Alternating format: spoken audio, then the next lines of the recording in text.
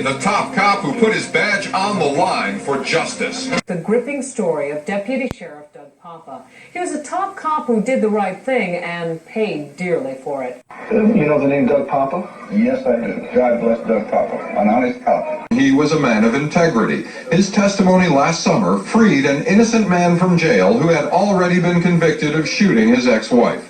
But Poppa's going public cost him his job as an undercover cop. I was elated, of course, but then as he testified, I was somewhat concerned for him, because I knew that they were probably going to crucify that man. Poppa was targeted for a 10-day suspension by his own department for defying superiors and talking to the media. This Brooklyn-born street fighter wouldn't back down. Sometimes the truth has a price. That may be the lesson of a Virginia police officer who says, in trying to do the right thing, he ended up paying for it. The message you're sending is, see, we did it, Doug. You don't come out, you don't buck the system. No matter what the reason is, you just can basically keep your mouth shut. But if I wouldn't do it all over again, I would take the badge and I would leave it on somebody's desk and get out of police work. Because the day I can't tell the truth because somebody's pressuring me, and the day the system doesn't want me to tell the truth because somebody's pressuring me, is the day I leave the badge on the desk and walk away. Poppa was fired for insubordination. One man who confronted truth and consequences.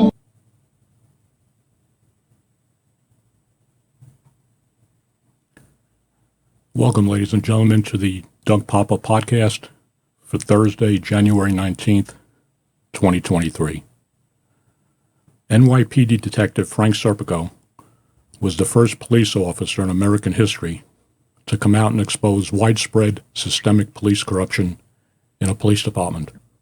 On February 3rd, 1971, Frank Serpico was shot in the face during an undercover drug operation in the Williamsburg section of Brooklyn. Frank Serpico was awarded the NYPD's highest award for bravery, the Medal of Honor. Ladies and gentlemen, before I get Frank on the line, I put together a little video. There are some excerpts of the Serpico movie trailer from 1973, excerpts from the Frank Serpico documentary from 2017, and some news clips, including Frank's testimony, excerpts from his testimony at the Knapp Commission. And after we play that video, I will introduce Frank Serpico to the podcast. So just watch this video. It's only about 8 minutes long.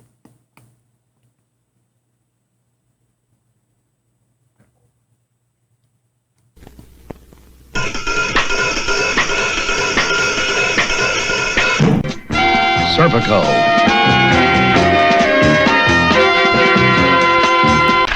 Frank Serpico.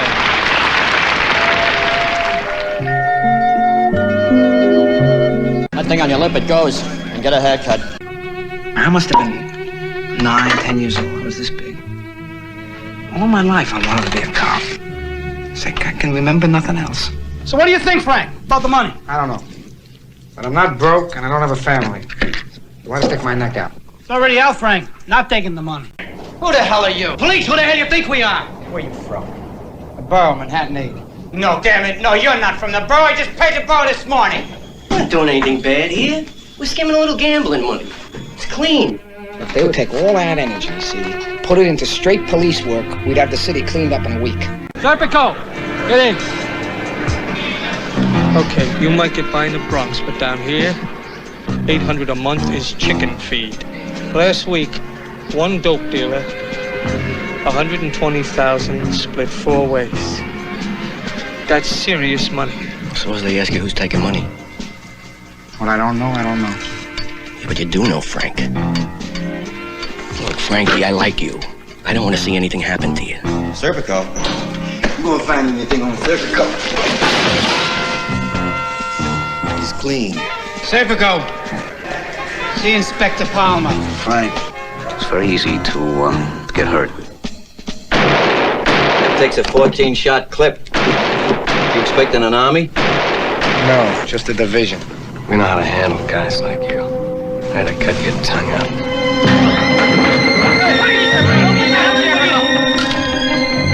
There are many sides to Serpico. A hero who was hated, a loner who was loved, and to some people, the most dangerous man alive, an honest cop. Al Pacino is Serpico. The man, the book, the movie, the performance, the shattering impact of Serpico.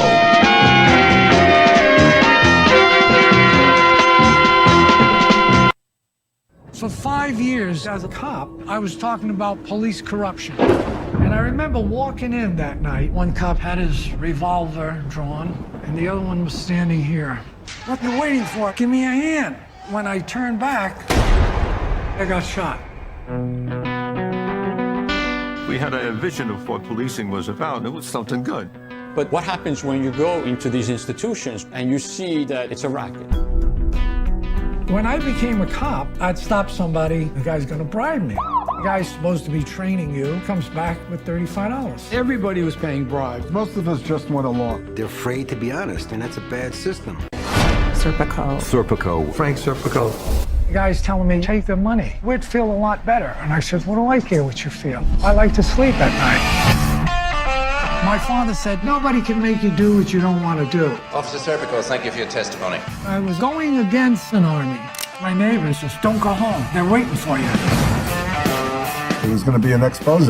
There was this fantastic cop who was spilling the beans. He knew literally where the bodies were buried. He could do a lot more damage to this web of corruption than anyone had before. And he became very famous. I was working on the movie. People say, I can't believe that police would do such a thing. If you don't believe it, it will happen.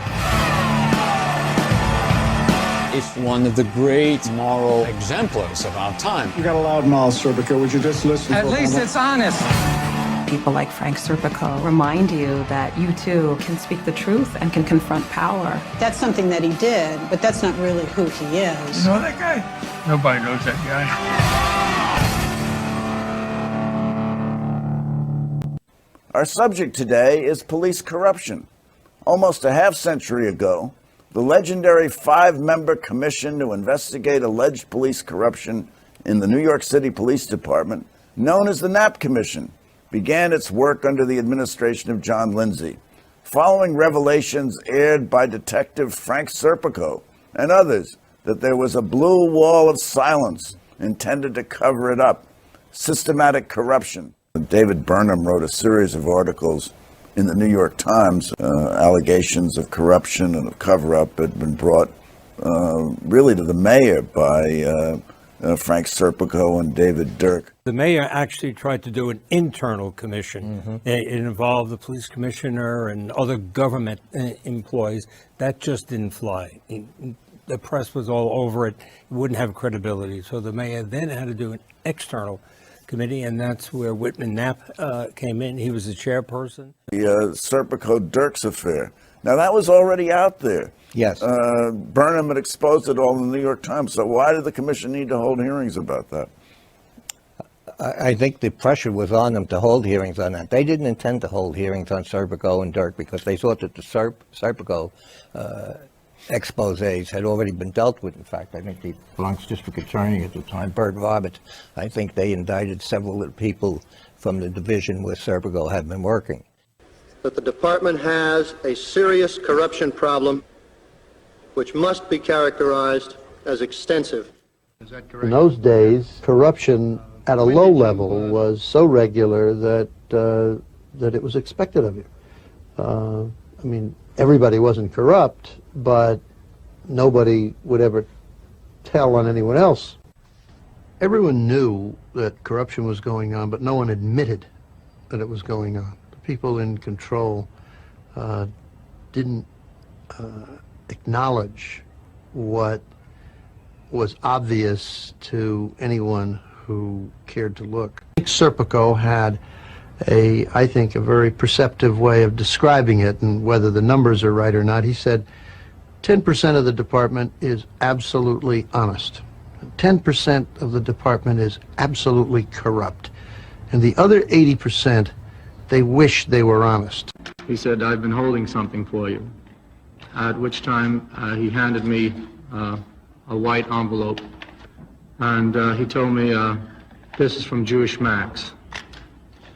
I asked him what I was to do with it, and he says, do what you please.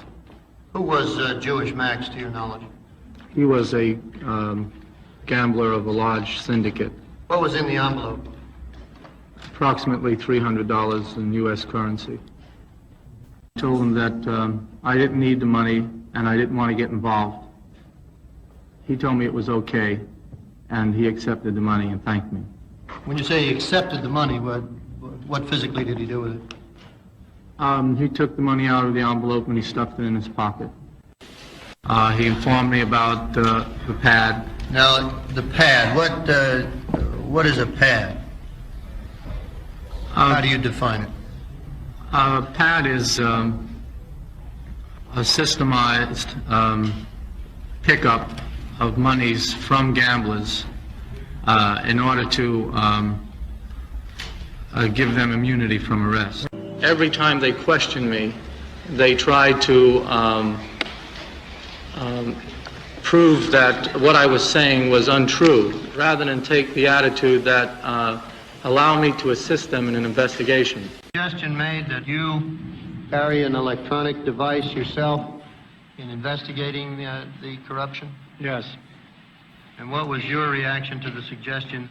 If I personally wore a wire, the only information I could get was on a patrolman level, and I was not interested in just locking up patrolmen, that I wanted to take it to a much higher level where the problem lied.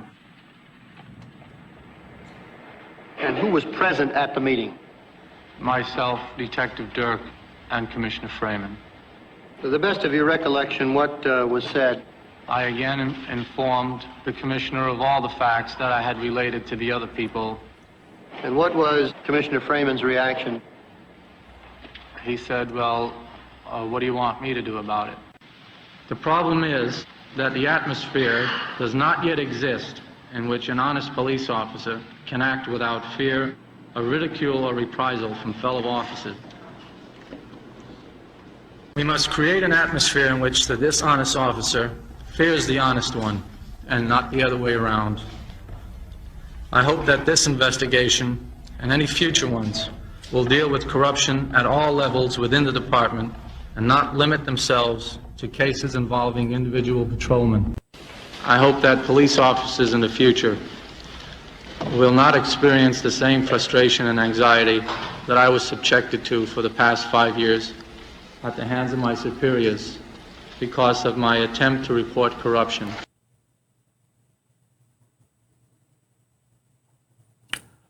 So there you go, ladies and gentlemen. That was a little excerpts. If you're not familiar with the Frank Serpico story, ladies and gentlemen, I want to welcome Frank Serpico to the podcast, NYPD Medal of Honor recipient, and like I said, the first police officer in American history to come out and expose widespread police corruption in a police department.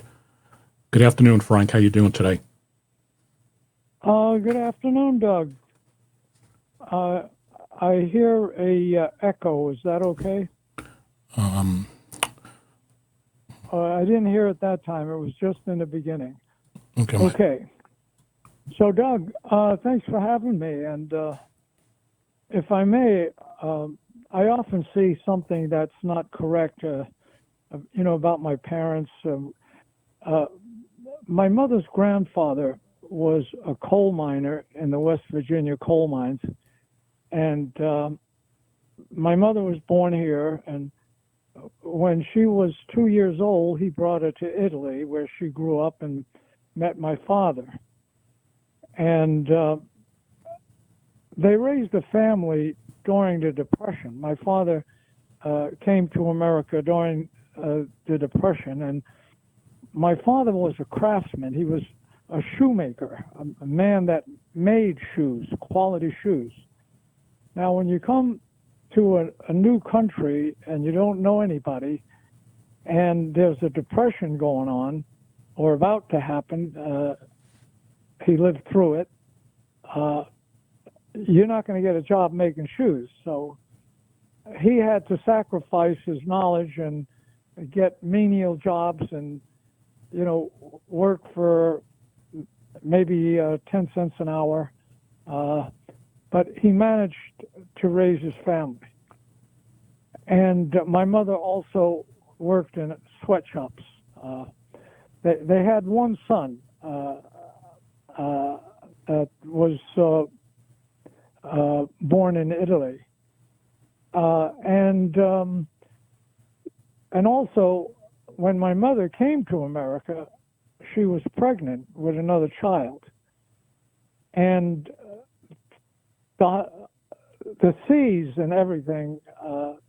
She didn't take well to. There was, you can imagine them. I've traveled in the hole, and I know what it's like when you have a storm.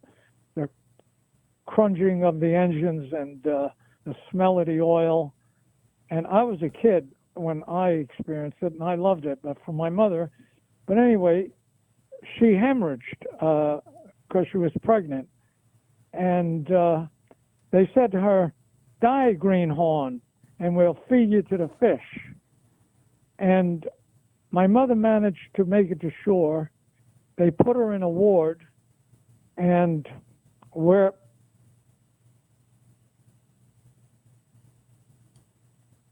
the brother I never met died from exposure. Jesus.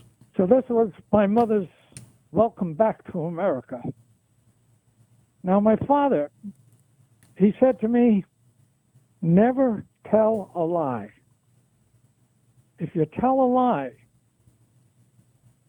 no matter how good it is, someone is going to be able to figure it out, and you're only going to have to tell another and another lie, and it'll get worse and worse." And that's what I hope we're going to talk about today. The so-called men of honor, religious bigots, Christians, they go to church, and one in particular is Commissioner Patrick V. Murphy. I don't like the word hate, because if you hate somebody, you're hurting yourself. But I do have a great dislike for people. I haven't yet become a saint. And the one on top of the list in this episode, as I said, is Patrick V. Murphy, Commissioner. Why? His brothers were cops. He was assigned to plain clothes when he was a cop. He knew it was corrupt. He went on up to be a captain. Then, through his connections, when Mike Murphy got appointed commissioner, Patrick was getting ready to leave the department because he couldn't make it any further. And Mike Murphy became commissioner and jacked him up to deputy commissioner. I'm not sure, so don't write these down, but it's all part of a record. He promoted his friend, and then Murphy was going to leave to go to another department, to lead that department. And the commissioner gave him another promotion just before he left, skipped and made him, I think it was maybe deputy chief. Again, I am not sure exactly, but he hiked him 2 up. And you'll see why I'm saying this later. So now getting back, Patrick V. Murphy, who was the Reform Commissioner, in his book, he wrote that of all the there were no federal investigations. If there had been any possibility that there was something shady, not only the police department, but the district attorneys, the Bureau of Federal Narcotics, and other state and federal agencies would pursue more vigorously than normally any allegations or leads. Well, who was going to do this? He says there were none, not a single. But who conducted the investigation? There was no investigation. And he even says, or some newspaper reporter is going to do an investigation? Okay. Now, I exposed corruption. The Knapp Commission, I don't think was quite out yet. But I started, and unfortunately, I didn't want to send my partners to jail. I mean, I knew they were just, low on the scale. I wanted to go after the big guys, but how does one cop do that? And I did get involved in the Bronx before the Knapp Commission. I testified before a grand jury because the district attorney wanted to make a name for himself, Roberts, and so he brought up a couple of indictments, but held me back in the grand jury. He wouldn't let me tell the whole story. So then I think Murphy, I'm not sure when he got here. He got here before I got shot, okay? So now, you become a police commissioner on the charges that one cop made these charges. You're the police commissioner. I've asked this at a half a dozen places where I lectured to kids who want to be cops and stuff in, law enforcement offices. I say, if you were the commissioner, who would be the first guy you want to talk to? And every one of them said, the cop that made the charges. That's right. Now these are kids in school. And this guy, Murphy, not only did he avoid me, but he failed to protect me. And he could have protected me. Because, again, with the lie, the bait and switch, these people that are involved in this drama, they'll talk a little good here, and then they'll sink you over here. A little here, and so they mix. And so back to Murphy, he said, when I was a cop, I wish I had could have gone to the right, okay. But now you're the commissioner, and he writes to his deputy chief and Chief Cooper, so he claims in his book. What about Serpico? Should he be made a detective?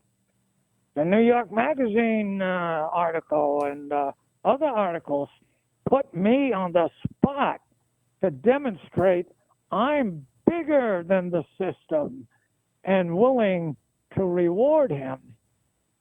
Why, you POS. You're the commissioner, and you're only doing it because your ass is on the spot. Thank you, Patrick V. Murphy. Then, does he make me a detective? Does he protect me? No. He puts me in the most dangerous job available. I just, I don't know who your listeners are, if they're cops, ex-cops, civilians. Is this how you protect somebody? Right. He put a target right on my back. And then he goes on, proselytizing, preaching everywhere about what he's going to do, promoting his old friends. So this man is known in history as the Reform Commissioner. What a joke. Frank, let me interject something here for people who don't know. And I'm looking at Murphy's book that I just had up on the screen while Frank was talking. That's interesting because before he was police commissioner, when he started on the police department, he even says this in his book. He encountered a police corruption. He knew police corruption existed. He was even assigned to a plainclothes unit, and he said that he wanted to get out of it. So this was before he was police commissioner. And then I'm looking at one of the excerpts here. He says, looking back on the plainclothes incident, I have to wonder if I handled it as well as I might have. Or, like an early version of Frank Serpico, the famous anti-corruption cop of the late 1960s, should I have gone to some crusading newspaperman to launch an expose? And that's interesting because that was when he was a cop on the NYPD, and he knew about the police. And Doug, Go ahead. That is exactly what I'm referring to with this bait and switch, where they put in one, and now he's trying to wiggle out of it by, gee, I wish I was back there. Let's stay with the current moment. You're the commissioner now, and you got a cop who reported corruption. Stop the bullshit. All he's doing in his book is trying to cover his old ass and come out smelling like a rose, which he most likely did until now. You know, it's he goes on in the book. I'm not going to read it, but taking out it context here, he says that when he was thinking about promoting you to detective, he relates that. He goes, well, one of the people who was opposed to it, he basically says in there was I know exactly what you're going to say, Doc, and that is a lie. right, Sidney Cooper. Right, Frank, hang on a second. Like people, I had a thing up on the screen before, and you may have thought that was Murphy. That is not. That is a. I'll get back up on the screen over here while he's talking. It's a photograph that's, as far as I know, Frank gave me this a couple days ago. It's never been publicized before, and it's a photograph of, let me get up on the screen here. Okay, ladies and gentlemen, that is Frank Serpico shaking hands with Chief Sidney Cooper, and then on the right-hand side, you see a sketch that he was an artist on the side, Sidney Cooper, and later on he sent Frank this self-made sketch that he did, and it says to Frank, who busted, Frank, can you say what it is? I can't make it out now. He says, you busted what? The man who busted my balls and made me like it. So, ladies and gentlemen, in the movie Serpico, there's an actor that portrays the Sid character, and that part of the movie was correct. He was an ally of Frank Serpico, so that's the photograph. I'll leave it up on the side shot. Go ahead, Frank, and continue on, because Murphy says in the book that he's basically saying, people had doubts about me promoting Serpico. Another thing, too, if you can also, I know we'll go back and forth on this, is that he really didn't he promoted you to detective third grade, but in essence, you should have gotten detective third grade because you already spent your time in plain clothes. Is that correct? That is correct. So what he should have done was promote you to second grade or first grade, and they didn't do that. Yeah, and most cops don't even believe that I wasn't given first grade. And again, as I said earlier, when Mike Murphy promoted Patrick Murphy, skipped him to, that's what they can do, because only in civil service you can't promote somebody without an exam. But in the detective division or after captain, you can be made deputy inspector, deputy chief inspector, chief inspector. That's all in the hands of the commissioner.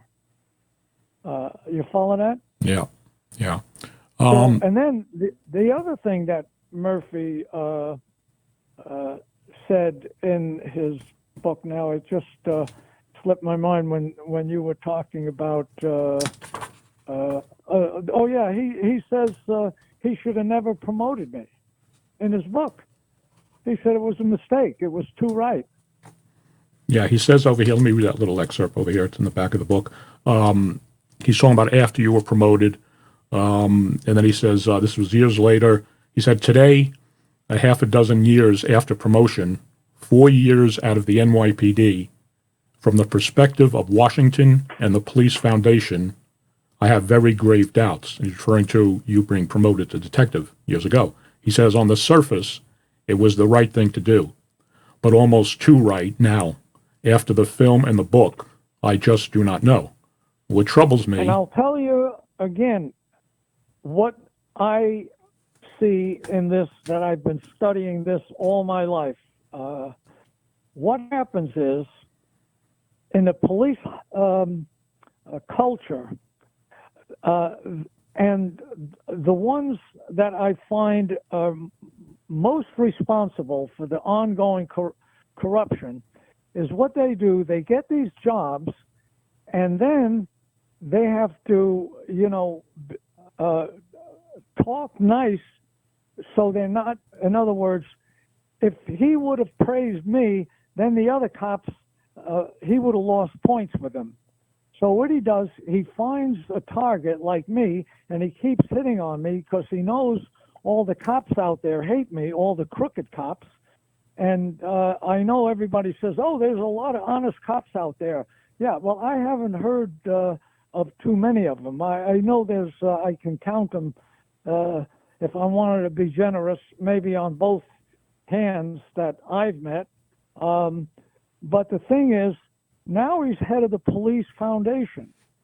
And not going off on tangents, but cops who have been arrested and in trouble, they become heads of unions.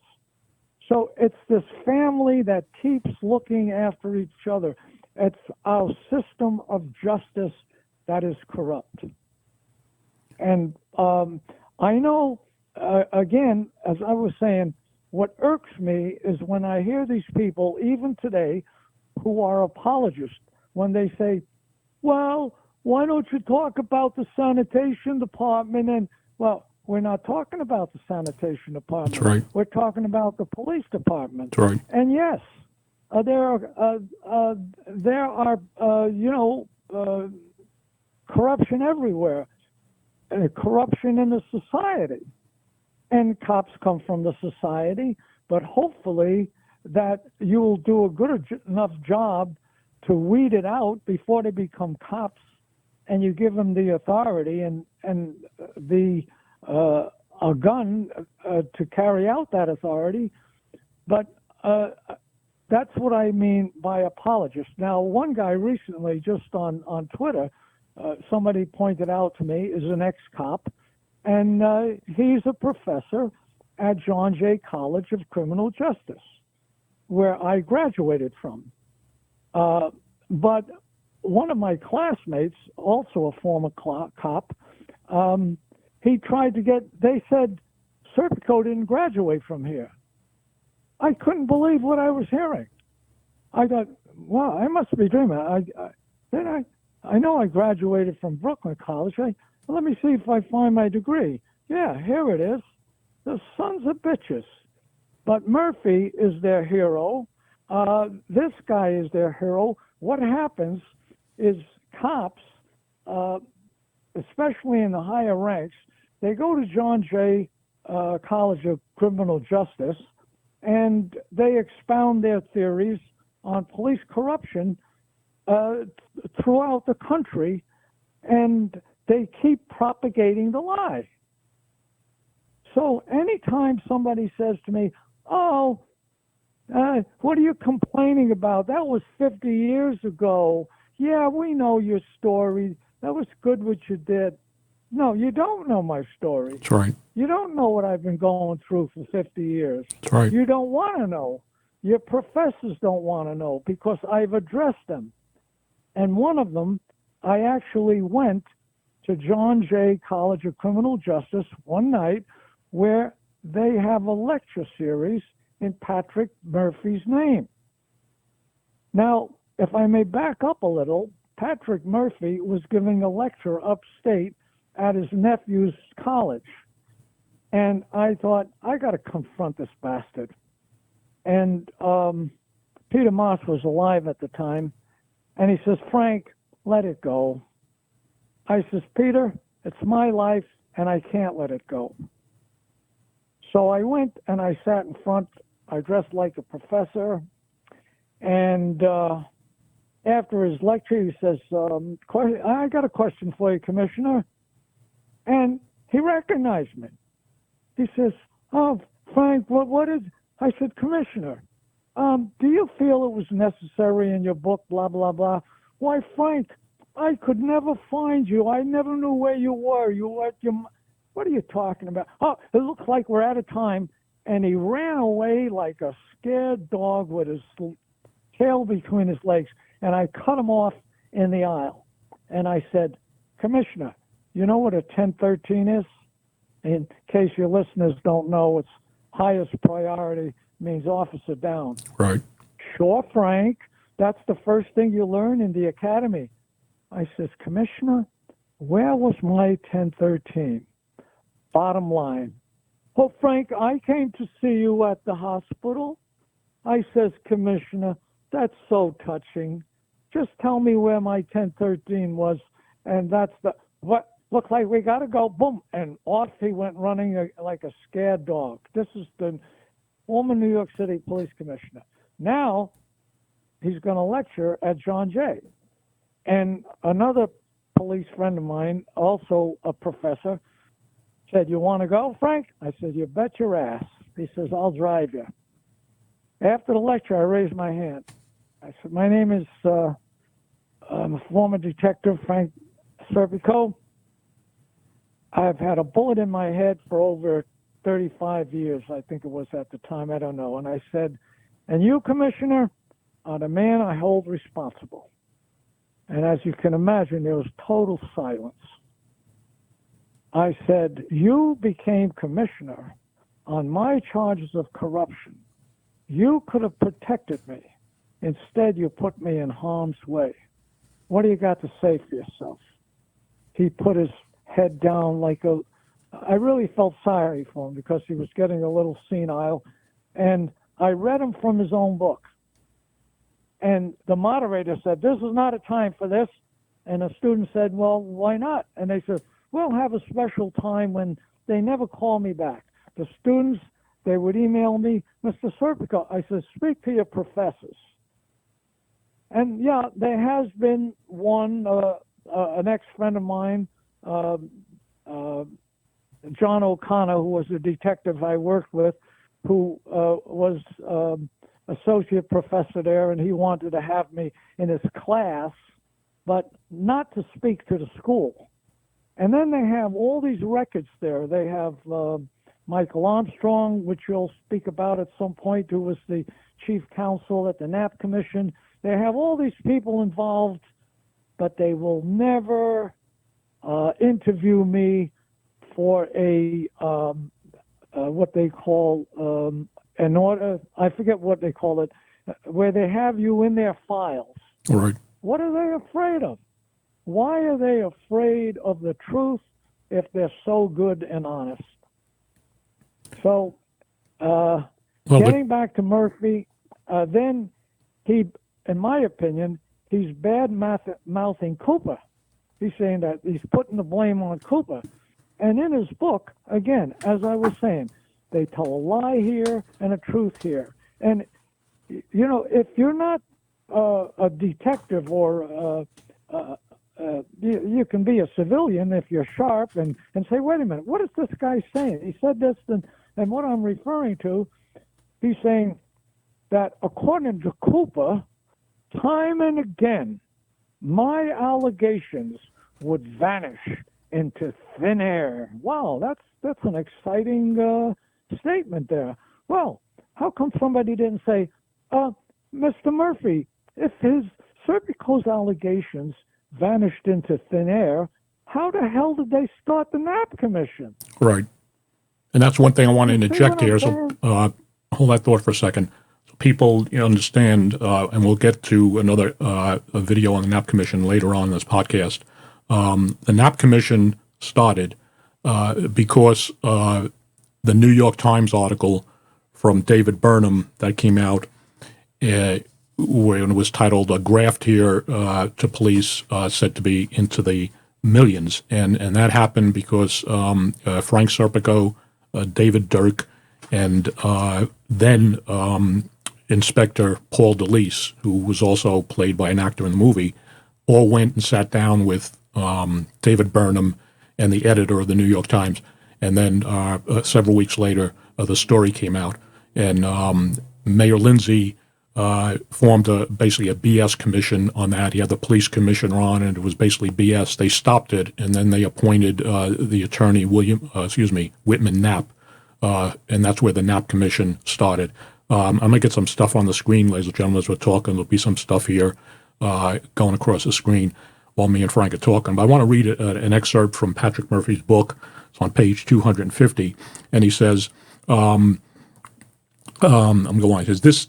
Thus it came as quite a surprise when, as police commissioner, I found that my admiration of Serpico was not universally shared in the high command, as indicated by the memorandum which I circulated to the brass early in 1971. This is the memo. Confidential. When Patrolman Frank Serpico was shot recently, a question arose as to whether he should receive a gold shield soon, meaning a detective's shield, be promoted.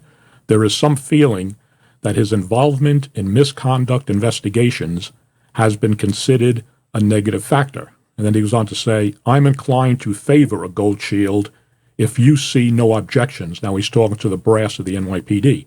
And he said, but there were objections, a hell of a lot of them.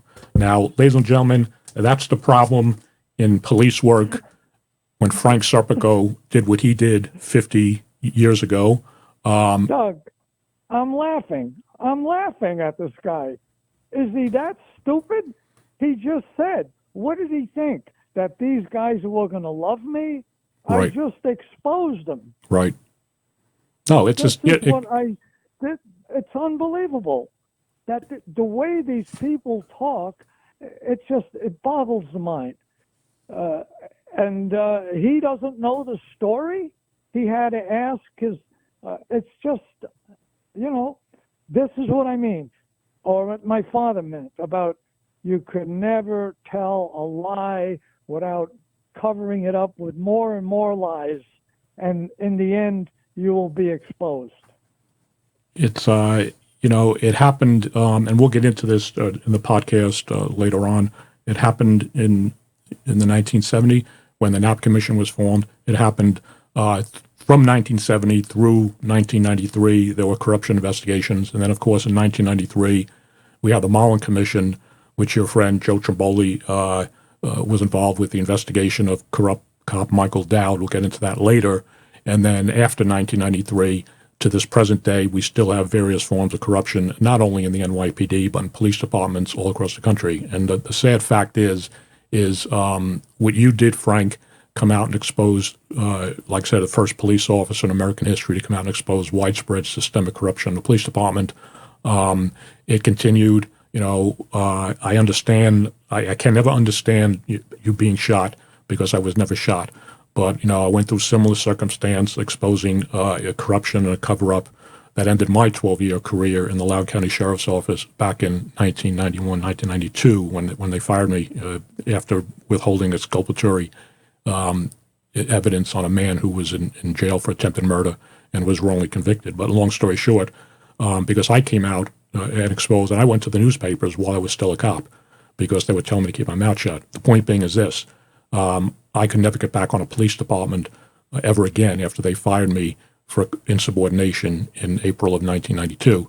It's a disgrace that they look negatively towards any police officer, whether it was you, Joe Trimboli, a lot of the officers that you spoke about over the years and supported who were involved in similar circumstances, what I did. And I want to say something. Well, you said something. Hang on a second, Frank. You said something. You said something. That gets me is this, that they say that it was 50 years ago or whatever, but the fact that they recorded their lives in books that are there forever. In particular, another friend of Patrick V. Murphy, whose name is James Fife. They were both lieutenants, and I think they were both teachers at the academy. Fife's last job was the deputy police commissioner in charge of training at the academy. And Fife, I wouldn't, my mind is going in all directions. I'm trying to control it because you can imagine people that understand PSSC might understand, but so what happens with Fife, and I was saying about these books are in print, and people who don't have the know-how to see through the bullshit, if you may, and pull out the lies, like in Fife's book, which is called Above the Law. I would have never heard of this book other than my nephew, who is a graduate from Columbia Law School, This book, Above the Law, was required reading in a law class at Columbia.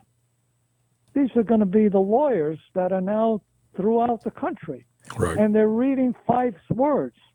And Fife, and I say this with I have no concern of being sued because I know what the truth is, and it's part of the record, and so are their lives. And so Fife, in his book, who is a police expert and testified throughout the country defending, he'll even prosecute cops, if he's got enough, gets paid enough by his clients, but he will never touch his cronies in the NYPD because they got the dirt on him. They all have the dirt on each other. And so, well, he's deceased now, so, and so is Murphy, but their sins live after them. And so Fife, in his book, completely distorts the facts about the night I got shot. And the first lie he starts to tell is that Serpico is working in, I don't know who could possibly create this stupid scenario, especially for a police expert. He testified on behalf of the 4 cops that slaughtered Amadou Diallo in a similar case where Los Angeles cops slaughtered 3 unarmed men and used the same defense that the cops in New York used. He rose to a sitting position. The dead man rose to a sitting position. That's what they said about Diallo with 41 shots in him. And the one in California, they had fired, 50 shots. The guy was dead, and he rose to a sitting position, and the hand that he was supposed to be holding a gun in it had a bullet hole right through the palm, okay? So this is Fife. Now, Fife, and you can write what you want, but I'm talking about what he wrote about me. He said that Serpico, he was working undercover, and detectives or narcotics in, I forget it was, you have it probably, it's in the book. I don't want to read the book, but I was assigned to Manhattan North when I got into narcotics, right after disclosing all the corruption, right? Mm-hmm. I got assigned narcotics undercover by Murphy, okay? The first thing my sergeant says to me, look, Serpico, you don't pull the shit you pulled up there. Up there meant in the Bronx. Right. Down here is Brooklyn. He says, that was chicken shit. Here, we're talking about real money. And with that, you don't fuck around. Mm-hmm. Do I make myself clear? I says, thanks for the leg up, Sarge. This is what I had to work with in narcotics. Now, I have to remind myself, and that's right now, I'm going to take a deep breath. Always a good thing to do and calm down.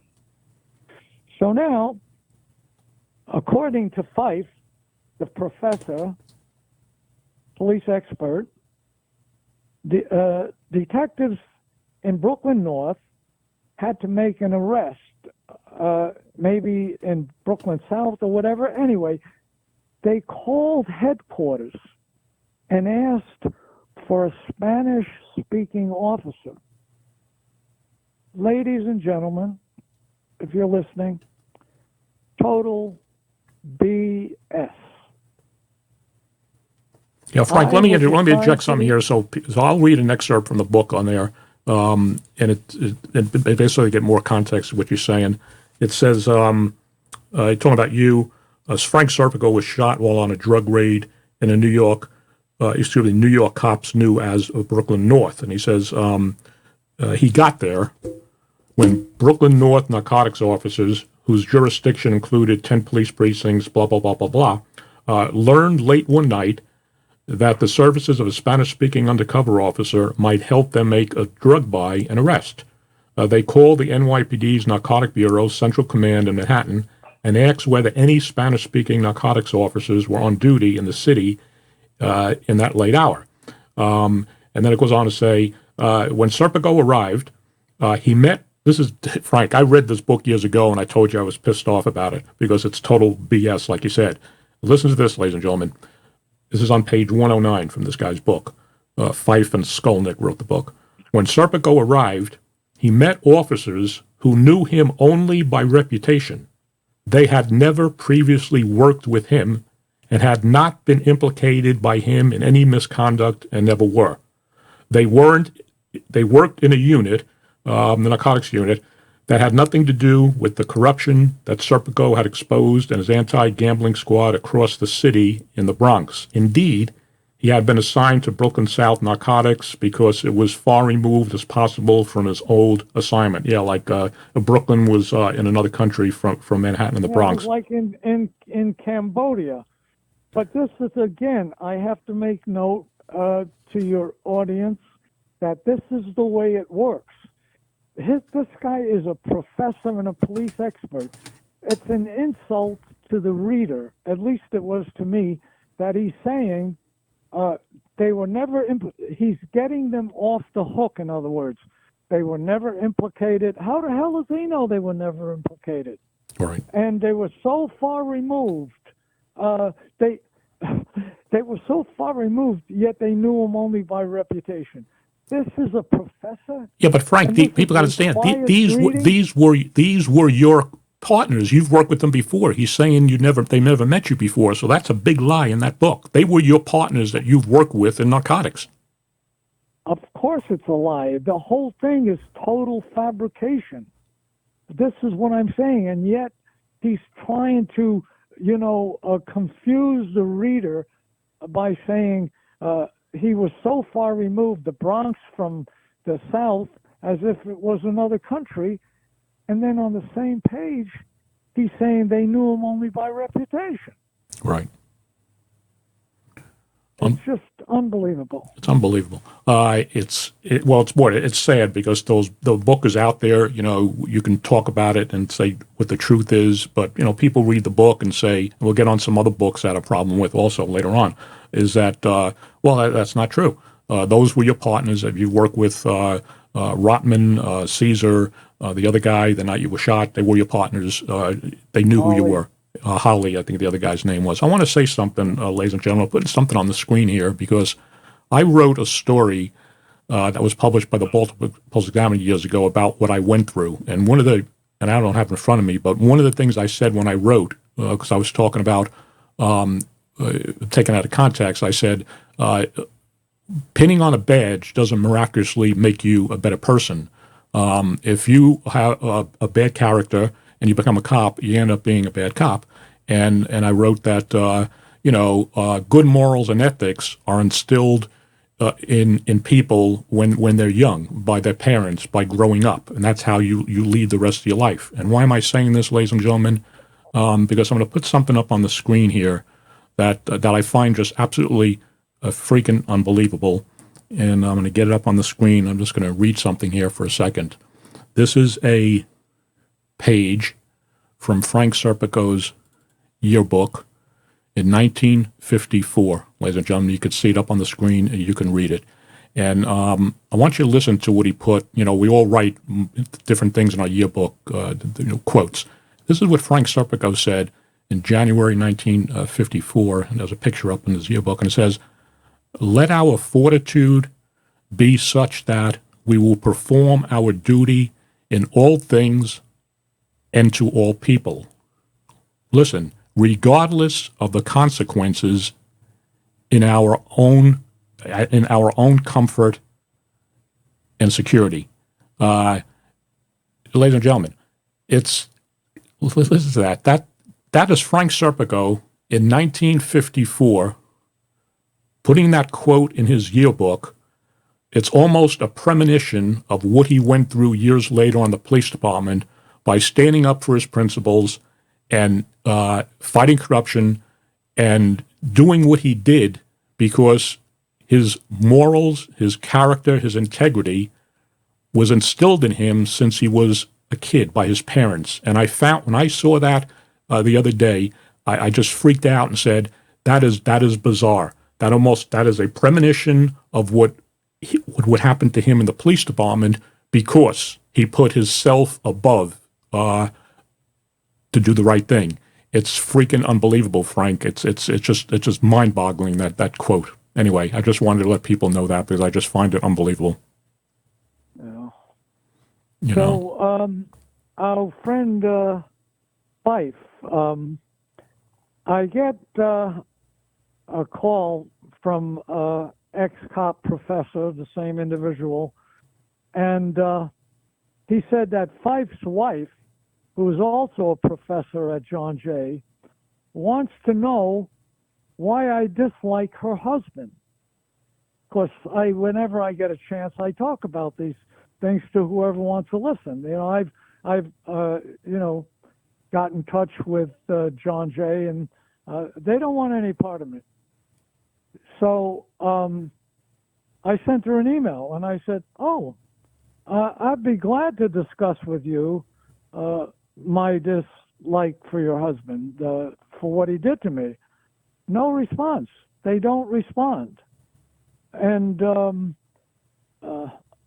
anyway, and then it just keeps perpetuating because Fife begins somewhere in his book. He says he wants to blame other institutions, not just the cops, for not supporting. Yeah, like John Jay, that you don't point out the harm that was done and you just keep covering it up. Right. Why are they afraid of the truth? Why can't the police department say, wow, that sure was bad back then. Frank Serpico did the right thing, exposing those guys so we could clean it up and save our reputations. But no. So what does that tell you? Frank, they don't want that even today. I mean, even cops today getting screwed because they come out and expose something on a police department, and they end up, you end up on the short end of the stick. Either you lose your job, you're ostracized, you become a pariah, you never get promoted. It is the message that they send to police officers in police and law enforcement agencies all across the country. And the sad fact is, when a cop does get screwed today, all these lawyers that are out there all the time talking about we want cops to come out and do the right thing, very rarely do you see any of these lawyers defending any of these cops who do the right thing, who want to do the right thing. And it's over 50 years since you went through what you went through, and it just appears that it doesn't change. Ladies and gentlemen, I want to... Or if you do defend them, the poor cop goes broke. Absolutely. And I know of a couple of them in the New York City Police Department right now. It's it's a shame. I want to read something here, ladies and gentlemen. I want to say something first. Like Frank said, and I've read a lot of books over the years, and there's a lot of stuff in different books and articles that were written about Frank's life and what happened that is just totally BS. In my opinion, if you want to read something, I took the jacket off. This is this is 50 years old. This book is the Serpico book by Peter Moss. It's the hardcover. It's now in soft cover. You can get it on Amazon and stuff. I suggest you read this book. It was written by Peter Moss, by interviews with Frank Serpico. That is the book that has pretty much the truth in there of everything that happened in Frank's life. This book here that I'm holding up, so you'll see, I have a screenshot of it, is the Knapp Commission report that came out. It's about 300 pages. You can still get this on Amazon. This book is also 50-something years old. It's the Knapp Commission report on police corruption from the 1970 to 72 Knapp Commission. It's filled with testimony and stuff and you'll hear some testimony on another guy. But I want to read something from that book in a second. Another book that I think is excellent when it talks about the corruption of the police department. And I'll hold it up so you can see it here. It's called They Wish They Were Honest by Michael Armstrong. the Knapp Commission and the New York City police corruption. Michael Armstrong was you saw him on the intro video talking about the comment that Frank made. He was the general counsel, the attorney for the Knapp Commission, and he wrote a book, and he talks about Frank Serpico in here and David Durk and some other people. It is probably the best book that's out there that's ever been written about the testimony at the Knapp Commission. He talks about it. I want to get something up on the screen here. This is number 16 here. And ladies and gentlemen, a lot of people say when I'm doing these podcasts, why are you always looking up and sideways and this, that, the other thing? Ladies and gentlemen, I'm a one-man operation here. The camera is above my head, and I got 6 monitors that I'm monitoring while I'm talking to make sure the audio and the video are all being put into what will end up be the final production of the software. And I'm hitting different buttons to get inputs on the screen, as you know, and I do this myself. So there's nobody doing this with me. So that's why I'm always looking around, looking up and down. So that's that. But I want to get something up on the screen here. I'm just going to read a couple of sentences. It's the letter. I'll zoom it in here for a second here and get it up on the screen here. It's in the Knapp Commission. It's on the first couple of pages. And it was basically it was a letter written to Whitman Knapp, who ran the Knapp Commission, from then Mayor John Lindsay. And I just want to read this for a reason. And he says, "Dear Judge Knapp," it's dated, as you see, December 27, 1972. And it says, "We have come a long way since the Serpico case in 1967 raised allegations of corruption, which began the process which culminated in my appointment of your commission." Now, why am I saying that, ladies and gentlemen? Because a lot of people, especially if you watch the Serpico movie, think that everything that Frank Serpico went through happened in a year. And you got to put it into perspective into what it was. Frank fought a 5-year battle alone and with David Durk, the detective who ended up being promoted to sergeant, and going into all type of organizations within the city, the mayor's office, the Department of Investigation. This was a 5-year battle and struggle. And during this time, ladies and gentlemen, you saw the excerpts from the Serpico movie, and that was basically true. People knew that he didn't take money. They knew that he had testified way before the Knapp Commission. And the point being is this, Frank, and I said this to you so many times, what I went through on the sheriff's office in 1992 was about a year, the whole thing. And it literally almost destroyed me as a human being.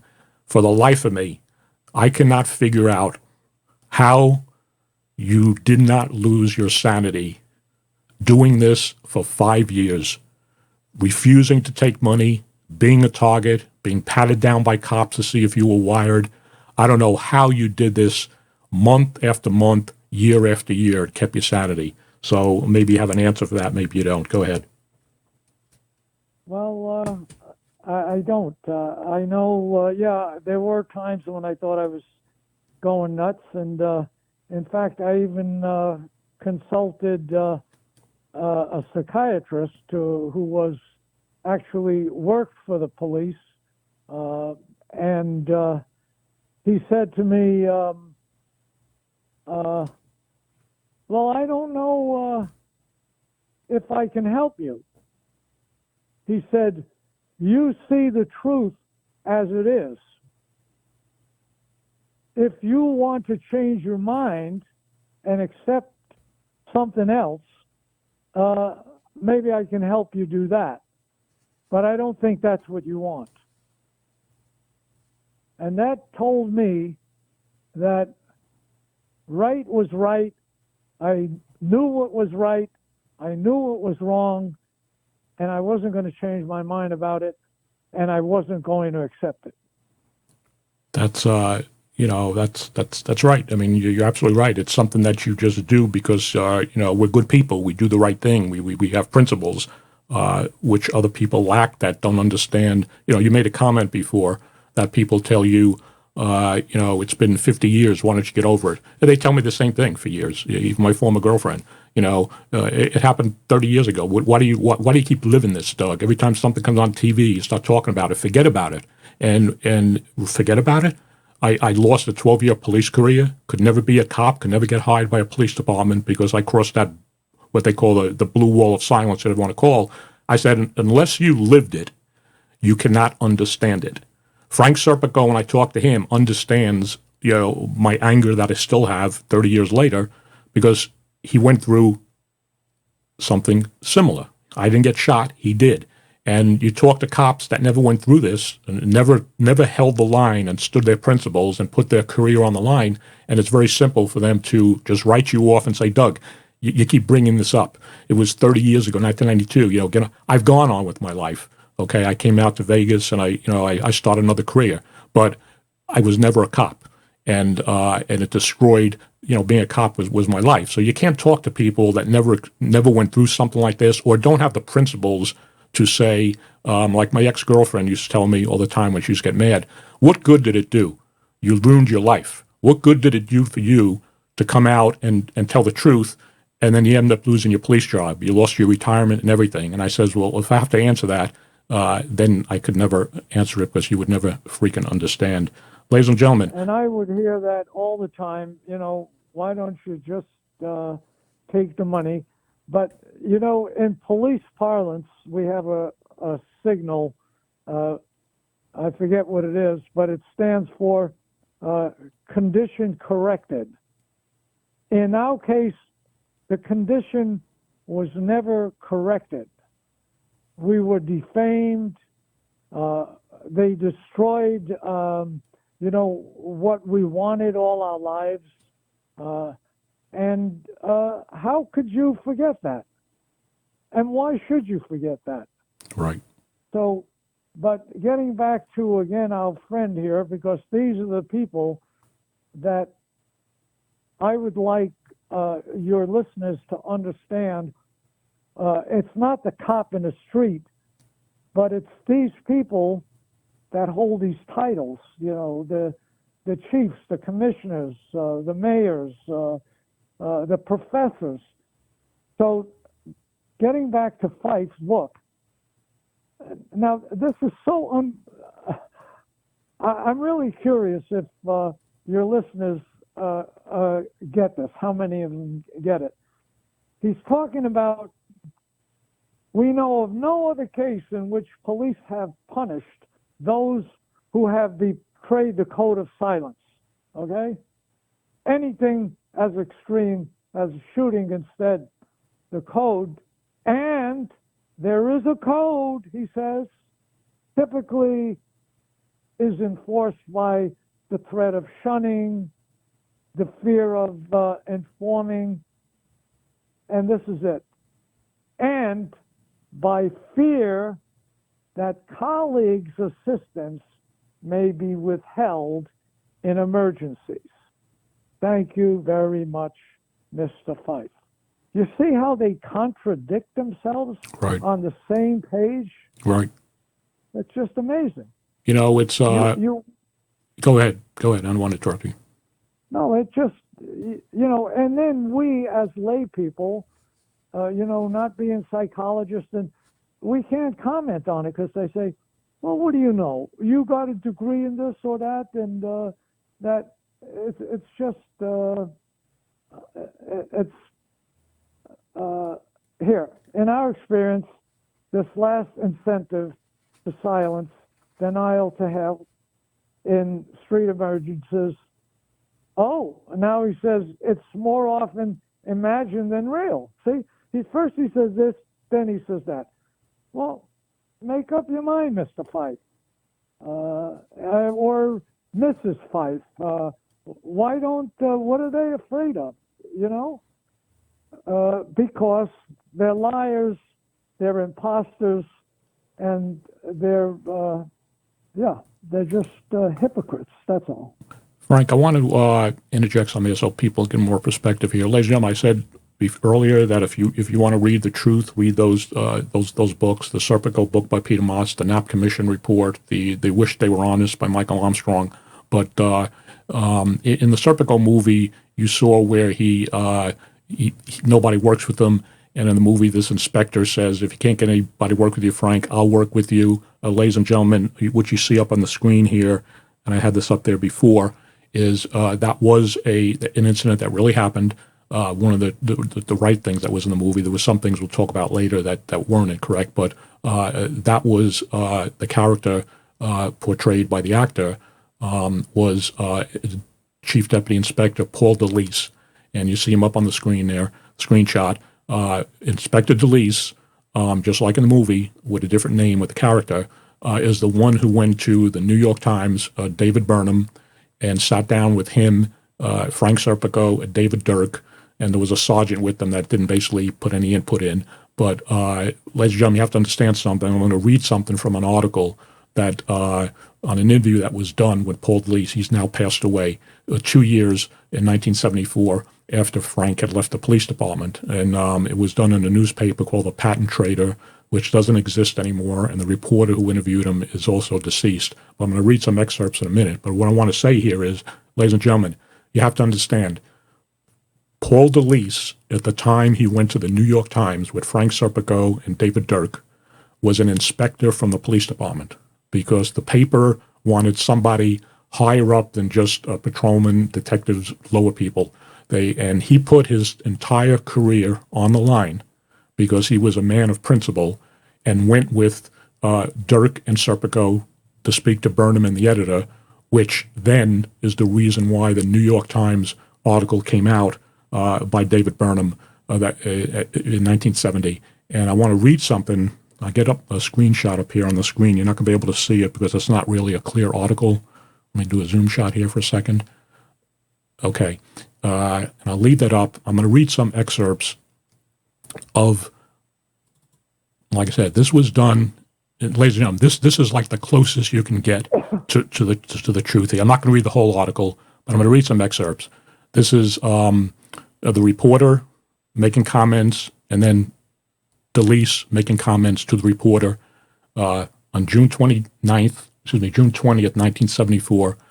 This was published, and like I said, the paper called The Patent Trader from upstate New York does not exist anymore. It was hard for me to find this article several years ago. But this is, we're talking about Delise here. He said, quote, "I liked the movie. It portrayed corruption as vile, vulgar, dirty, pockmarked, and any adjective you want. It shows Frank's experience in an environment almost totally corrupt." And then he goes on to say here, he says, "How could plainclothesmen in silk suits operate in a lower income area? How these men thought they could walk the streets unnoticed. They condemned Frank for wearing what he did." And I'll interject something here. My comment is that what he's referring to is Frank was considered an oddball, a psycho, a hippie cop because of the way he dressed and the way he looked with his beard. But ladies and gentlemen, Frank Serpico was before all the plainclothesmen that would come after him would be in street clothes looking like they should, like regular people. Frank Serpico did it before any of them. So let me go on here. That's just my little interjection. And then he goes on to say, Delise had received a letter from Frank Serpico about 3 weeks before for the Knapp Commission. He wondered if Frank would get in touch over the weekend. Listen, Paul Delise worked as Serpico's partner in 1969. It was an unusual alliance. Delise had recently been promoted to inspector and had been assigned as plainclothes commander at Manhattan North. Serpico's testimony during 1968 before the Bronx grand jury about payoffs in the Bronx 7th Division had only netted indictments of a few plainclothesmen.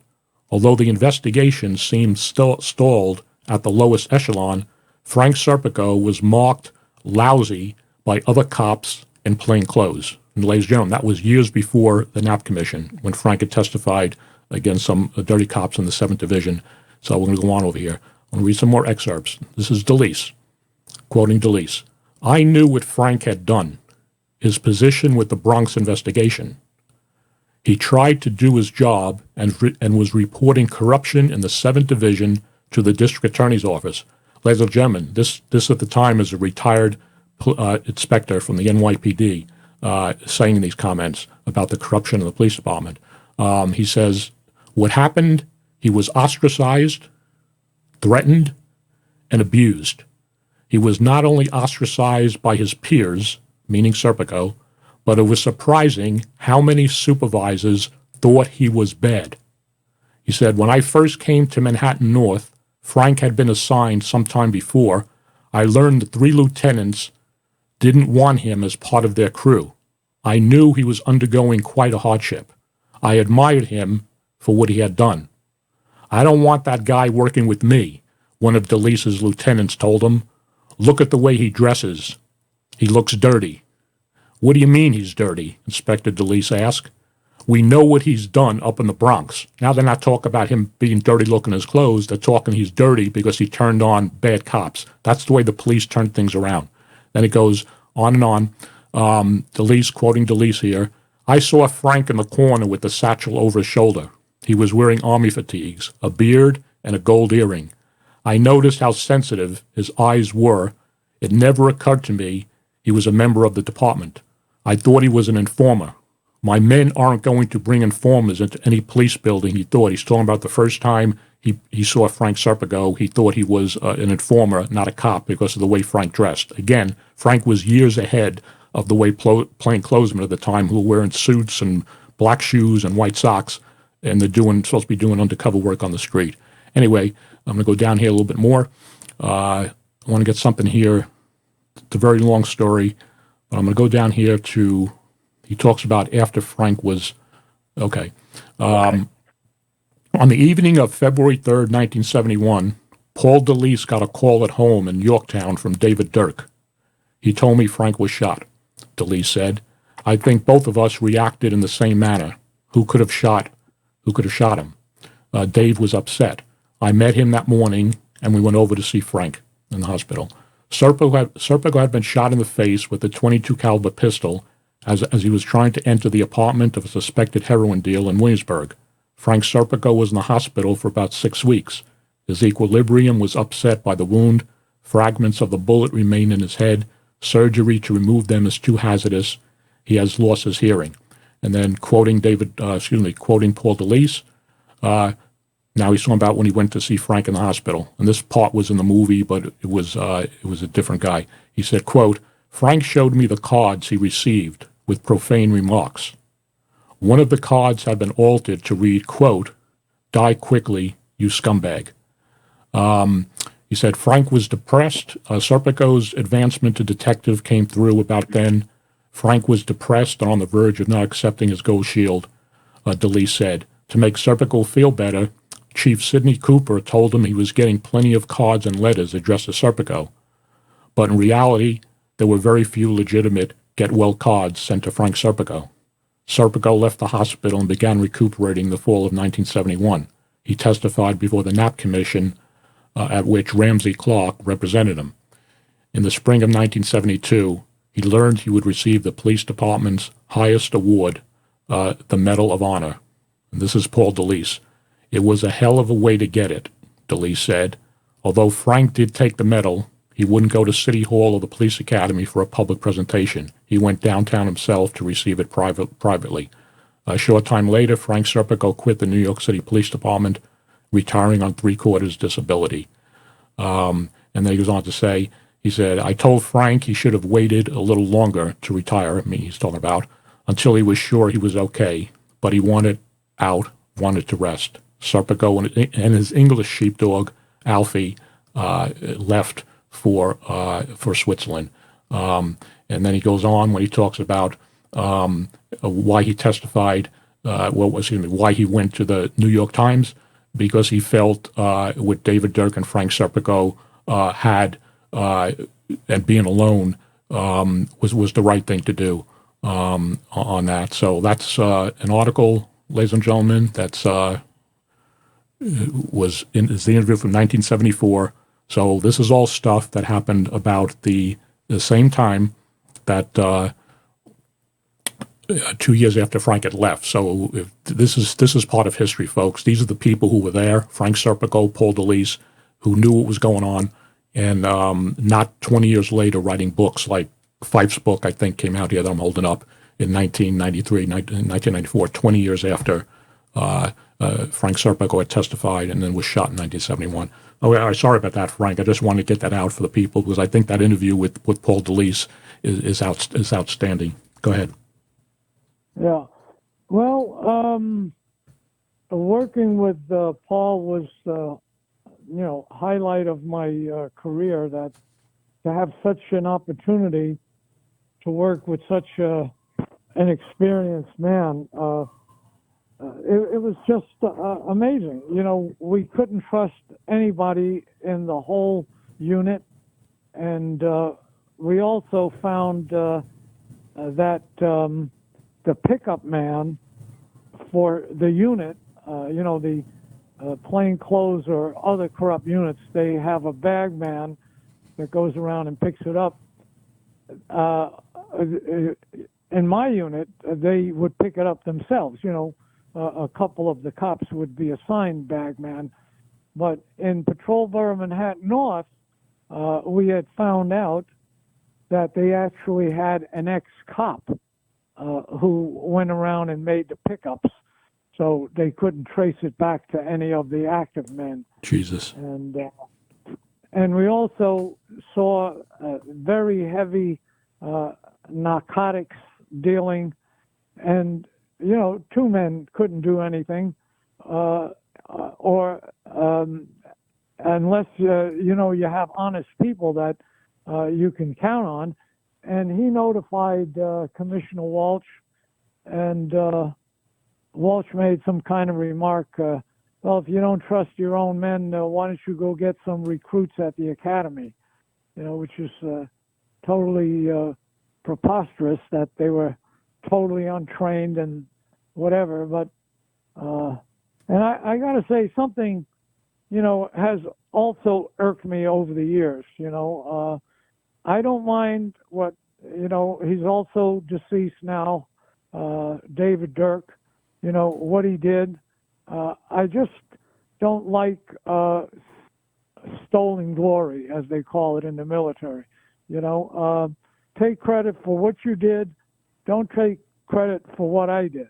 And his cronies wrote books and said that Durk saw corruption precinct after precinct. Really? Well, why didn't he do something about it? Where did he see it? What did he see? He didn't see a damn thing about the corruption. It was everything I told him. Where he comes into the picture is that he brought me to all these his bosses. Frank, let's hold that thought for a second. I got to take a restroom break, so why don't we do this? I'm going to play, ladies and gentlemen, an excerpt of David Durk's testimony before the Knapp Commission when he talks about him and Frank going to different people, and I want you to hear that. It's about 12 minutes long, and I'm gonna play it, Frank. So if you need to take a break, come back here in about 12 minutes, and I need to take a break. I need to hit the restroom. And ladies and gentlemen, I'm going to play this is David Durk's excerpts, let me put it this way, of David Durk's testimony before the Knapp Commission in 1971 when he talks about Frank Serpico and bringing Frank Serpico to different people within the city. And I think you need to listen to that, and then we'll get back with Frank, as put it into context what Frank's going to talk about. So, Frank, I'm going to play this. You're not going to be able to hear it on your end, but it is about 12 minutes long, and I'm going to hit the restroom and get some water, and then I'll come back on when the video is finished. So, ladies and gentlemen, this is David Durk's testimony before the Knapp Commission in 1971, and it's well worth listening to, so it'll put things in perspective what me and Frank will be talking about here in a little bit. So let me get the screen going here, and let's get this thing started right now. And there could be no life, no real life for me or anyone else on that force when every day we had to face the facts of our own terrible corruption. I saw that happening to men all around me, men who could have been good officers, men of decent impulse, men of ideals, but men who were without decent leadership, men who were told in 100 ways every day, go along, forget about the law, don't make waves and shut up. Your report has to tell us about the district attorneys and the courts and the bar and the mayor and the governor and what they have done and what they have failed to do and how great a measure of responsibility they also bear. Otherwise, if you suggest or allow others to suggest that the responsibility belongs only to the police, then for the patrolmen on the beat and in the radio cars, this commission will be just another part of the swindle. Frank was quite upset in that time in the sense that this was, I believe, May 29th. I think on May 25th, his prior partner had been transferred out and he had a new partner. In the course of their duties, they were using Frank's car. I believe Frank told me that his new partner had made a pickup and had put the money in the glove compartment of Frank's car and indicated to Frank that it would be safer in there than for him to be caught on his person. What Frank was concerned about, that it was his car, and what if it was discovered in his glove compartment? How could he possibly explain it? He was concerned, when it comes down to it, in terms of the possibilities of his being set up. I told him that that things had changed and that we could go to Commissioner Freeman, and would he do so strictly on the basis of providing the kind of information that he had, and that the Department of Investigation would commence a real investigation in the 7th Division. What was his response? Yes and no. We had another conversation the next morning. This would be Memorial Day, 1967. This took place at well, then later on in the afternoon he came over to my house and we talked about it. We just reviewed the whole situation. And we talked about it and talked about it and talked about it, and finally at 7:30 that night we met Commissioner Freeman in his apartment. Now, did you have any ground rules as to what you were going to discuss when you went in to see Commissioner Freeman? Yes. And what were those? It's my understanding that the ground rules that we had, we would not mention that we had been to Kriegel, and we would not mention the $300 incident with Ferran. Why not in each case? Well, I just felt, just a personal thing, that Commissioner Freeman would have been annoyed in terms of the Kriegel, and as far as the Ferran matter is concerned, we wanted him to take some kind of action now, and it was my belief that he would have been quite upset to have learned about the other matter.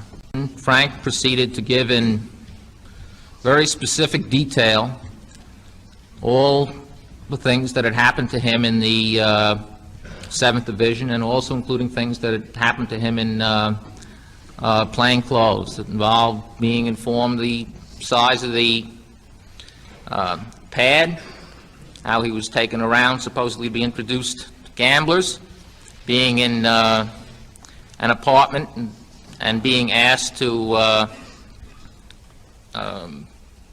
count money, put it into piles. This is pad money. The pad money.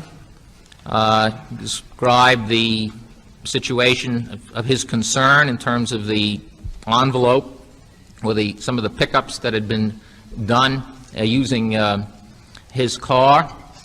He indicated that he had actually seen and might have access to a list of pickup spots. He named names, prices, He was quite specific. At one point, when he was just starting in the narrative and had told about the introduction to the gamblers, the commissioner said, that's just, petty stuff, get to the big stuff, and Frank did. Now, did the commissioner at this time take any notes as far as you were aware? I really don't recall. You have no recollection one way or the other? Nope. Sitting in lounge chairs facing each other.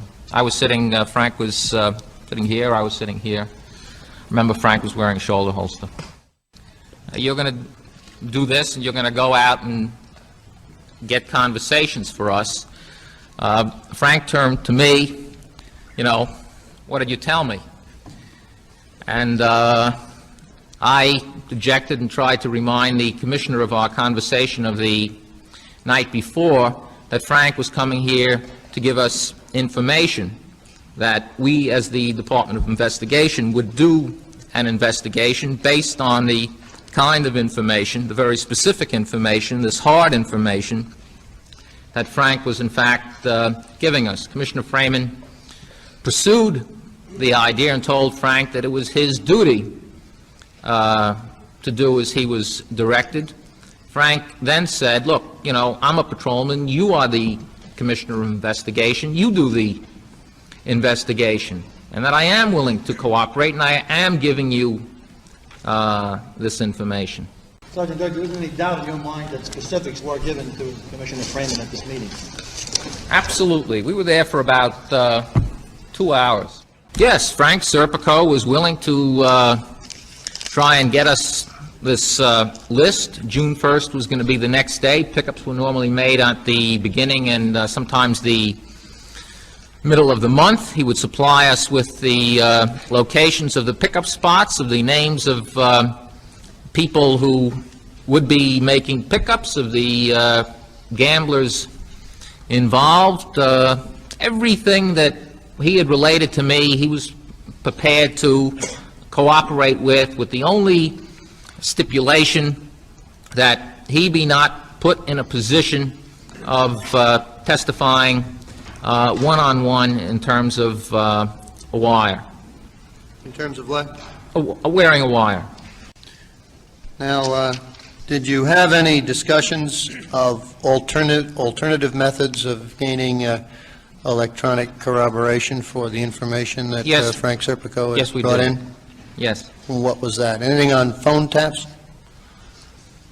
We talked about the phone tap, but Frank said that nobody would talk on the phones because they assumed that the phones were tapped. As I recall, he indicated that one of the best spots would be the surveillance truck of the 7th Division, because while sitting in the surveillance truck, inevitably the conversation would go around to talking about who's on and who's off the pad. What would you describe what the surveillance truck was and what its function was? It was an unmarked panel truck. Actually, I've never seen the truck, but my understanding was the typical police surveillance truck is an unmarked panel truck. It has little holes drilled in it, or it has a false window. It's opaque on one side, but you can really see out from the interior. And then secondly, the follow-up conversation. Was he enthusiastic about the information that he was receiving? Yes. He did not express the view that it was routine or trivial? Certainly not. Compared to what we had been doing up to then in our office, no way could he have said that. When you left the apartment, you had, at least in your mind, a plan of operation. Namely, you were going to get the bug or whatever put in the truck and follow the pickups of the beginning of the first month. Perhaps naively, we thought that Frank was going to bring the surveillance truck down. The next day, we would immediately install a bug, take it back up to the 7th Division, and overhear all sorts of conversations. That was your plan as you left the home on Memorial Day? Yes, many holes were shot into it then in the morning. the technical man blew that out of the water. That's right. And then when you left the commissioner's office the next day, you had no plan whatever. No, the plan was to try to, as I Try to recall, persuade, to persuade Frank to to either, wear a... but no alternative plan. Was discussed at that juncture? No. On the subject of what was to be done with the information which he had received from Officer Serpico? Yes. How many times and over what period of time?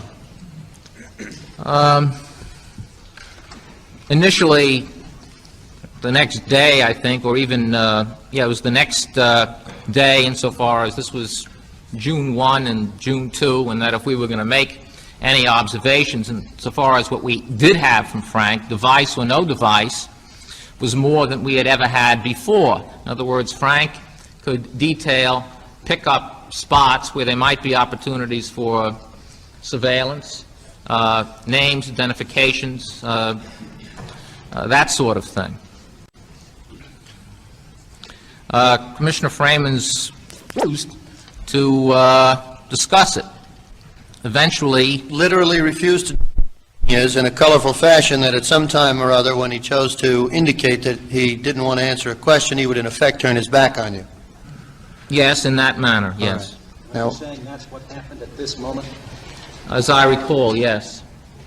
In other words, you went back to him and said, well, we have the locations, why don't we see what we can do about it? Why don't we at least send a couple of people up and see what's there and see if there's anything that we could observe. In other words, if we had come by this information in terms of an anonymous letter to the office, that would have been standard procedure to go out, that sort of approach, send a team up and try to make... Keeping closely mic'd. To send a team up and see if it was possible to make any sort of observations. Pardon me? You wanted to treat it as though it had come in from the outside, never mind Serpico. No, at least give it the same attention that we would have given to an anonymous allegation. Did he not make any response, he just turned his back on you, or did he say, no, I won't do it until he wears a wire? No, he never said, no, I won't do it. What he said was that... what did he say? I don't recall, but it was a dismissal, like it just was not to be discussed anymore. Well, the point I was driving at is, did you ever receive, in words from him, a response to the requests that you made to investigate the thing? Never. Now, what were you telling Serpico all this time as to what was happening to the investigation that was supposed to be proceeding in the Department of Investigation? When I went back to see Serpico, I didn't know what to tell Serpico, because we had just gone through so much just to get him to talk to Commissioner Freeman. And I was embarrassed, to put it mildly, and I thought I'd try to stall Serpico in the hope that I might persuade Commissioner Freeman to change his mind. In the end, Serpico said to me, "Sure, Durk." What did he say? I didn't get that. "Sure, Durk." Frank said it in a very cynical way, and apparently rightly so. Okay, ladies and gentlemen, that was the excerpt from from David Durk's testimony before the Knapp Commission. Hopefully we didn't lose Frank. Frank, you're still on the line? Yeah, I don't know. What did you do? Show the whole movie there? I couldn't hear what you were doing there. No, I said it's the same thing you listened to the other day when I sent it to you. It's a 12-minute excerpt from Durk talking about Was that the Viva la Policia thing? The what? He ended it with Viva la Policia and left in tears. Listen, I'm getting a little tired. I'm 86. But I got to say, before, we can take it up another time, that I don't have anything personal against, Durk's integrity. But I would like you to understand your listeners and yourself, if you put yourself in my position for a minute. All right. This is the man I entrusted my life to. He became a detective not from making great arrests, but if we continue this at another time, you'll find out who Jay Kriegel was. Jay Kriegel was Lindsay's right-hand aide. Right, chief of staff. Lindsay and Durk both went to Amherst together. That was his connection. So, and that's how he made the detective. Now, I'm a cop. I'm in,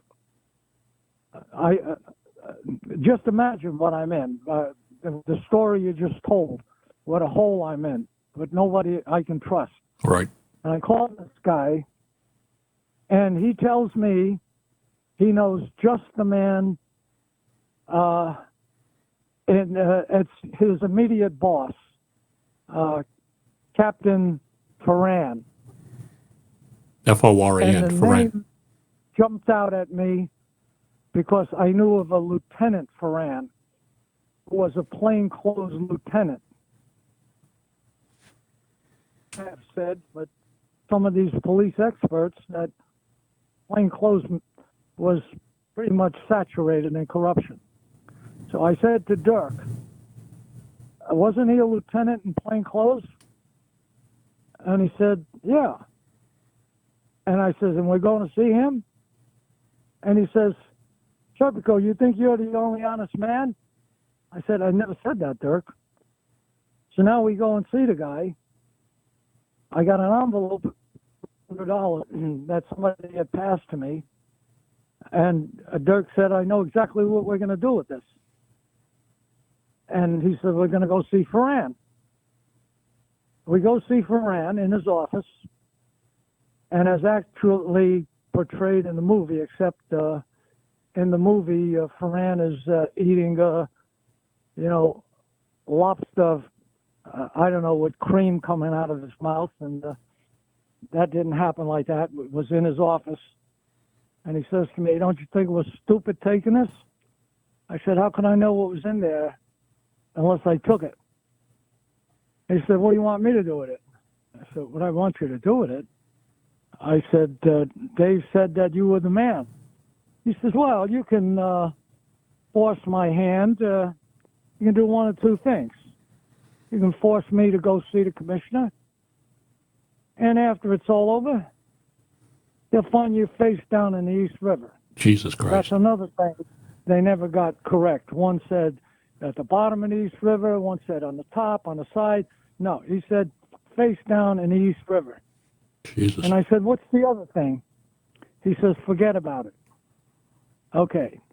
So that episode ended. I gave the money to my sergeant, and he thanked me profusely for it. And then I told Dave to go fuck himself. Mm-hmm. Then he decided to come knocking on my door again. He had another idea. This time, we were going to go to Jay Kriegel, the mayor's office. All right. Then we go see Jay Kriegel. Jay Kriegel calls the mayor. And forget about it. Long, hot summer. Can't afford it. Meanwhile, I'm sitting there, not there, but in my car when I'm working with my partners, going in and out of the car, bringing in wads of money, doing their pickup. Right. Because they assigned me driver to the bag man. Now, there's another thing somebody got wrong. I'll try and correct it. I was the driver. We all used our own cars. Mm-hmm. They didn't just pick me to use my car. We would get supplement for gas and stuff. We were working in whatever you wanted to wear. So my partner would say, stop here, I'd stop there, I'd come back with a bunch of money and stuff it in the glove compartment. I'd make another stop, another glove compartment full, stuff it under the seat. In He your never car, in said your that car. somebody- and yeah, because I was driving the car, my car at the time. Jesus. That's the only thing I could attest to is to what I saw. Right. I assume they did it when they used their car, if whatever. But somebody said in one of these books or whatever, But I leave the money here because it's better than holding it on me. What's the... No. Anyway, here's my problem. I had already reported the corruption. Mm-hmm. Now, I trusted Internal Affairs until I found out they were all involved. Mm-hmm. Okay? All they had to do to get rid of me was when my partner stepped out of the car to go have a smoke or whatever the hell he wanted to do, his next pickup, or Internal Affairs, boom, jumped the car. There I am, car full of money, end of Serpico. Right. All right? That's where I was when I'm talking, because as you said, this wasn't 1 year. This was 5 years. Right. Now, Durk has the idea, I tell him to go fuck himself again. Meanwhile, his buddy, who you haven't mentioned yet, Robert Daley, who I didn't know at the time, was a prolific writer. Durk brought him into my life for some reason. Daley is the guy that wrote the magazine article when I got shot. Right, Portrait of a Cop. A picture of my X-ray. Do you have that there? Yeah, I got it on the screen right now. Portrait of an Honest Cop in New York Magazine. Now, this is the kind of guy that Daley was. I'm in the hospital. He calls me up. And he says, Frank, this is great. He doesn't, not how are you doing? I says, great. I couldn't even talk because my jaw was, what were you talking about? He says, this is a great ending to the movie. I said, movie? What the hell? What movie? He and Durk were making plans to write, do a movie or something, and where he was going to be Don Quixote and I was going to be Sancho Panza, and that's why I sent you the copy of the letter from George Roy Hill. Right. He was the director. Did you find that one?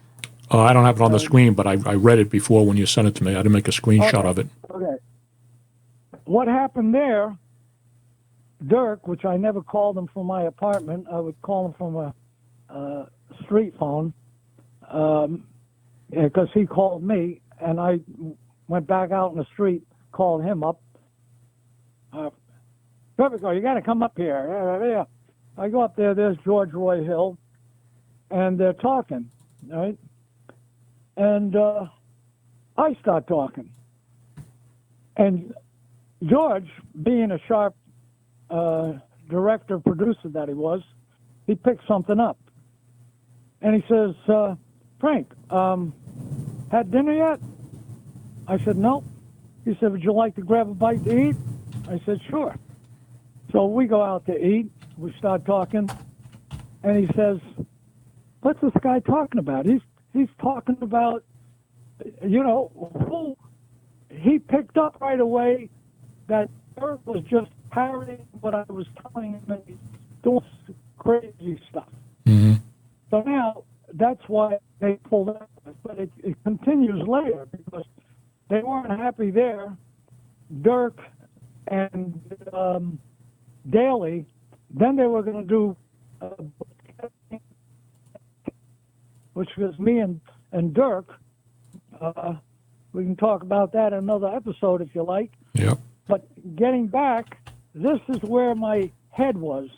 And now, Durk, he comes around again. Now he's going to take me to the big boss, Commissioner, I think it was Arnold Freeman. Right. Okay? And I think that's where we're going to leave it.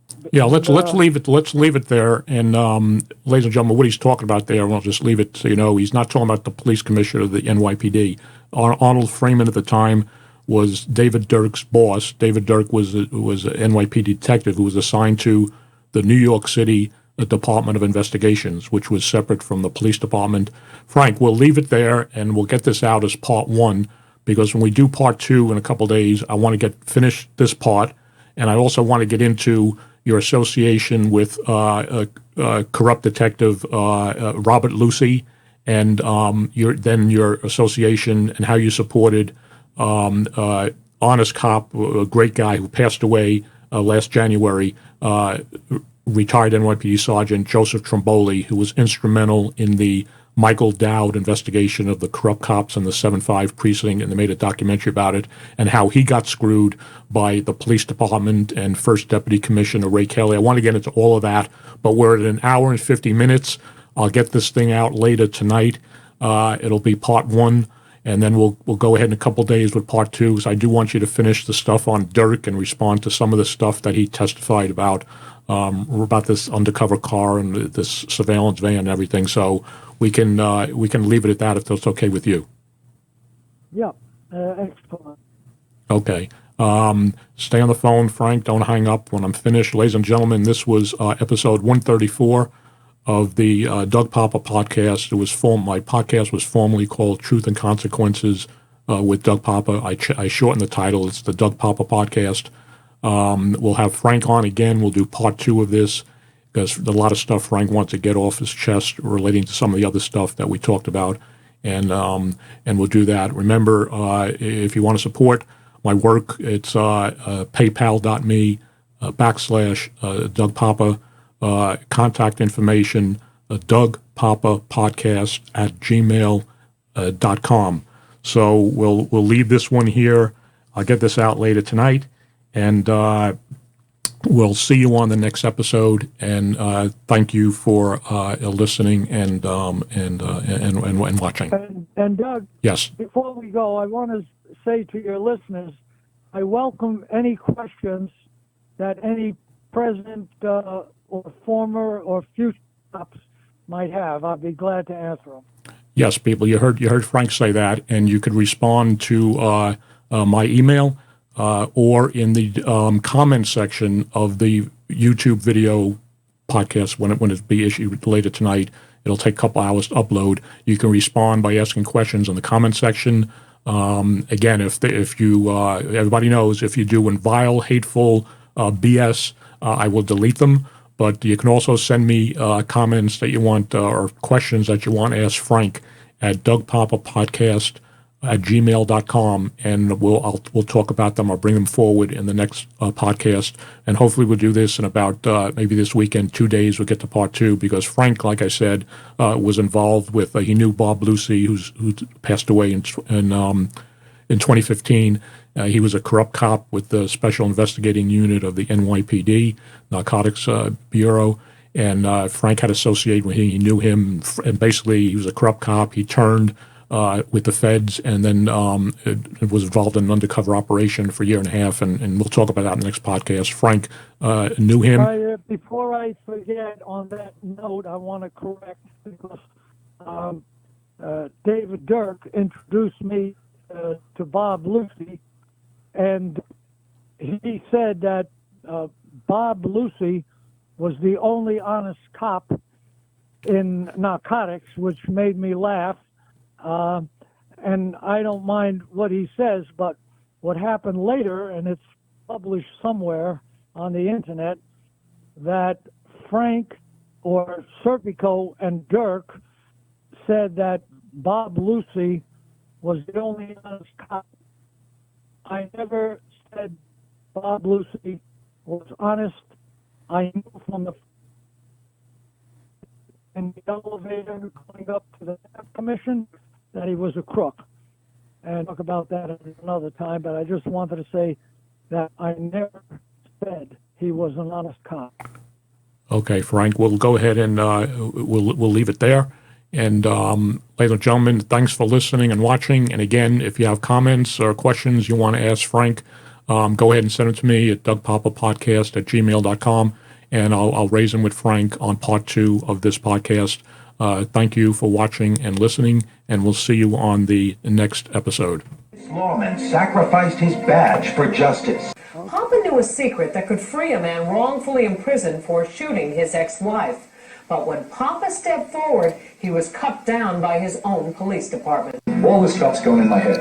Should I call up to the defense attorney? Okay? And I knew if I did that, holy hell would break loose. Deputy Sheriff Doug Poppa used to be one of the top cops in rural Loudoun County, Virginia. Deputy Poppa feels he's been busted himself. He lost his job as a narcotics investigator, he says, when he told an ugly truth about a 4-year-old crime.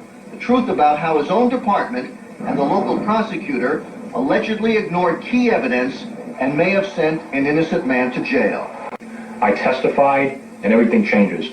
What Deputy Poppa testified about was an attempted murder in 1987. They deliberately withheld evidence that should have been given to my defense attorneys. Bill Birch is the prosecutor Deputy Poppa accused of ignoring the evidence. He says, I told the prosecutor, I told Mr. Birch that this woman said, I'm going to shoot myself if need be, and I'm going to make it look like my husband did it just to ruin his life. Did he say that to you? No, he did not. But this November, the court believed Doug Poppa. Oh my goodness, is this the reception committee? And on Valentine's Day, William Carter was released on a $50,000 bond and given a new trial. This man usually puts people on trial in this courthouse, but in a rare turn of events, the Loudoun County Commonwealth Attorney was called to the witness stand. William Birch was asked to respond to allegations that he pressured a witness to lie in earlier court proceedings. No, sir. A woman who lived at the Carter mansion the night Carol Vandergrift Carter was shot 5 years ago testified that the prosecutor coached her to withhold testimony about the gun involved. I certainly did tell him about that it was a .38. I don't recall her saying anything about the gun, a .38 caliber, anything like that. He's lying to cover his tracks on the last trial. The high price one cop is paying for telling the truth. After serving more than 4 years behind bars, Carter was on the edge of his seat when the verdict was read today. We, the jury on Peach's joint, find the defendant William Douglas Carter not guilty. After he audibly thanked the jury, Douglas Carter could not contain himself. The tears flowed.